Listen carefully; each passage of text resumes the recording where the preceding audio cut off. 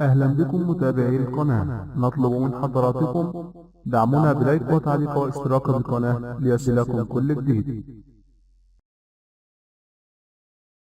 أثار إعجاب الحساب الخاص للحبر الأعظم على موقع انستجرام لصورة عارضة أزياء برازيلية في وضعية مثيرة للجدل ضجة كبيرة. وذكرت صحيفة حرايت وفقا ما ترجمته نيويورك بوست أن الفاتيكان الذي التزم الصمت منذ 13 نوفمبر تشرين الثاني فتح تحقيق داخلي في الحادث. ولفتت الصحيفة إلى أن عارضة الأزياء البرازيلية الشهيرة ناتاليا غاريبوتو أكدت أن صورتها التي التقطت وهي ترتدي زيا مثيرا، حيث وصف رواد مواقع التواصل الاجتماعي اللباس بزي تلميذة جارية على خلفية التنورة القصيرة جدا والقميص الذي يظهر أسفل بطن صاحبة الصورة نالت إعجاب حساب البابا الذي أكده موقع انستجرام. وأشارت الصحيفة إلى أن الحادث الغامض وقع يوم الجمعة 13 نوفمبر، حيث أعجب بصورة نصف عارية لناتاليا غاريبوتو من حساب البابا، ولكن في اليوم التالي